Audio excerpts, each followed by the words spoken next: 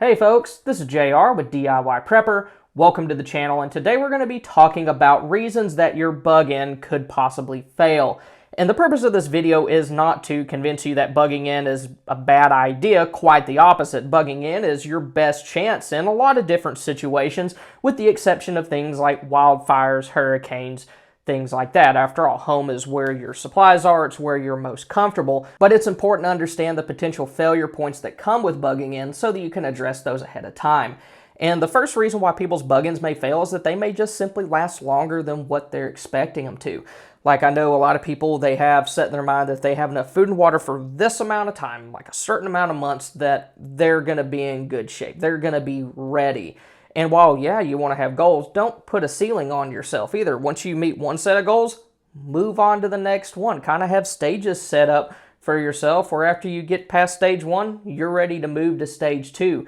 And then also, since stored food, stored water is going to be kind of a finite resource, you want to have ways that you can procure additional food and water as you go on. Something like a small home garden is a good idea. Even if you don't have very much space, you can container garden. That's what I do, even though I'm probably going to transition to beds for next season.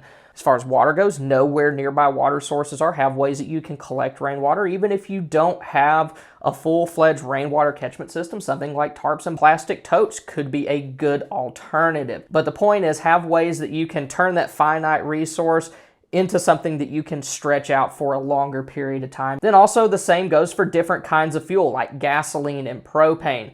Don't just store how much you think you're going to need, store as much as you possibly can, because the second is probably going to be a lot bigger than the first. Another reason that your bug-in could fail is personal illness, and that could be either you get sick or somebody else in your family or group gets sick. And that could be bad for a couple reasons. First of all, if you or somebody else in your family or group gets sick that everybody else depends on to do certain tasks, maybe it's manual labor, maybe it's something technical, and they're the only one that can do it, and they get sick, that could be bad. Then also, if whatever illness they have is contagious, then of course you want to be able to isolate them, still be able to take care of them the way that they need, but also do it in such a way that protects yourself. But one really easy, common sense thing to do to prepare for that is just think about the last time that you or somebody in your family got sick. Think about the stuff that you had to go run to the store so that you could take care of them.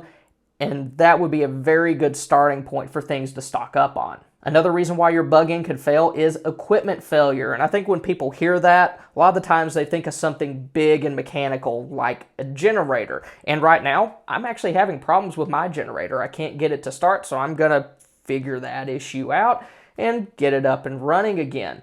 But to do that, you have to know how to diagnose and fix at least minor problems and have the tools and spare parts if necessary to do that. And it's also a good idea to have backups. Like, I don't have an extra spare gas generator, but I do have some solar power options that can fill in a lot of those gaps. But it doesn't even have to be anything that big. It could be smaller things like flashlights, LED lanterns, and stuff like that. And I know that a lot of us were on budgets and you can't really afford to have several like really good flashlights, lanterns, and all these other pieces of equipment. But there are some reasonably priced backup options. So if you have like one good flashlight, one good LED lantern, then it doesn't hurt to have some little cheapy $5 or $10 options that you can use as backups and then also use in other areas of the house. And the same goes for cooking.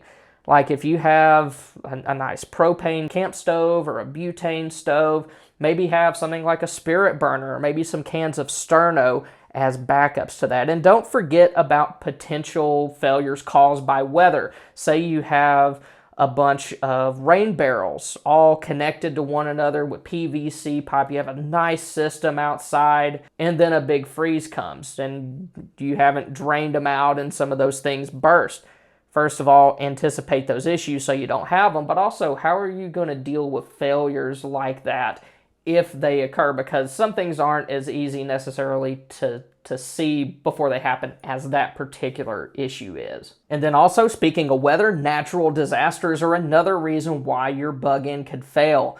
Things like floods, hurricanes, and wildfires, those aren't really going to be things that you can just fight off. I mean, if they happen, you're better off just getting out of there. So also have an exit strategy. But it doesn't even have to be anything like that bad necessarily. I know that where I am here in East Texas, we have some really bad like thunderstorms. Even like not even talking about tornadoes yet, just thunderstorms by themselves can produce some really nasty winds that could send a tree into your living room. So if you live in an area where something like that could happen, be sure to store at least some of your supplies in a safe area in some sort of like waterproof, weatherproof container, so that if your home does experience damage, at least some of your stuff is going to be protected from that. Another reason why your bug-in could fail is a house fire, and these do increase during times where there's power outages or other disaster situations.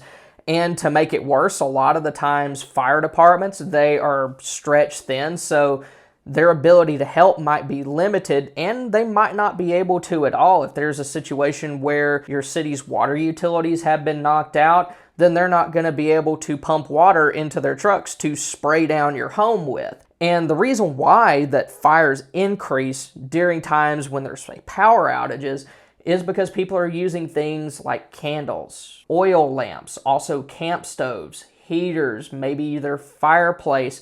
And since they don't use those as much, they're not as familiar with safety practices with those. So that's one reason why you see house fires increase in those situations.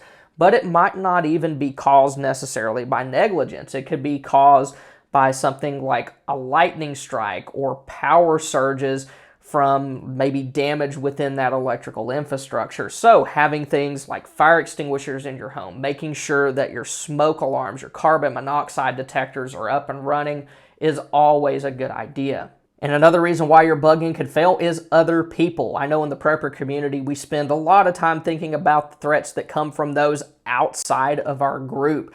So, of course, you want to start by exercising good operational security. Don't let your neighbors and those around you know too much about what you have and where it is.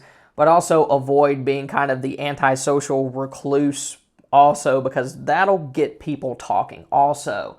And then it might not even be that you like opened your mouth or anything like that that caused problems. It could also be maybe the city that you live in or your area is experiencing unrest or people are looting, and stuff like that is going to become more common the longer things stay bad. I know that, you know, in 2020 when everything just kept going downhill further and further and further, that's when a lot of that started. And so, I mean, I think it's good to have a good home security plan that involves more than just the tools that you'll use to defend yourself. Start with monitoring the outside of your home, making it harder for people to get in your home. So things like, I talk about battery-operated motion sensors. Those are good because they're off-grid. All that they need is battery power to operate. So those are a very good long-term grid-independent way to monitor the outside of your home. Also, things like door armor strike plates that make it harder to kick your door in, little magnetic door and window alarms. Those are all just very good, relatively inexpensive ways to A, know what's going on your property, but also have ways that you can harden the entrances to your home to make it much harder for people to get inside, which of course increases your reaction time so that you can deal with those situations. Another reason why your bug-in could fail is you have too much stuff or it's poorly organized. And when I say this one, this is a big problem for us. So just full disclosure there. I do, you know, the prepper YouTube stuff. My wife is a photographer, so between my stuff and then all of her props, we have room to improve in this area. But you need to know where, especially your most important stuff is. Like the stuff that I have in my lights out kit, stuff like rechargeable batteries, some little LED lanterns. I have those all together most of the time. I took them out for a video recently, but that's besides the point. I need to put them back.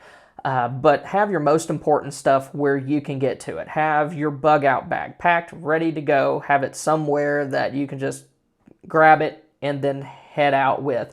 And if you are in a bug-in situation, It's also a good idea to go ahead and stage your vehicle with some important gear that you could need if you needed to bug out. So in case you needed to make a quick exit, that would already be organized and ready to go. Also, you want to avoid unnecessary clutter. I want to avoid unnecessary clutter. So if you have stuff that you could just throw away or donate, probably wouldn't be a bad idea to do that, so you can make more room for preps, and I probably need to do that. Another reason why your bug-in could fail is psychological, and it could be something as simple as cabin fever. The longer people get stuck in one area and can't leave and they're with the same people, that's when you start to have interpersonal conflicts. People get cranky and they start to maybe not act in the best way. Then also, just the stress of the situation. If you're having to bug in for an extended period of time, there's probably a very good reason why you're having to bug in. Just the situation that's causing that can put a lot of stress on people, knowing what's happening in the outside world and how is it going to affect us. That can be a big deal. Then also, the desire to return to normal too soon. You get stuck in a place too long, you might start to ignore the dangers that are outside. You might start to kind of downplay them in your head because you want to go out so desperately. So have ways that you can keep yourself and your loved ones occupied both together and separately so that you're getting along when you're together, but you also have that individual time that all of us really need. And if you want to learn more about bugging in and how to set up a full bug-in plan, go ahead and click on this card. Thank y'all for stopping by. Y'all have a good one.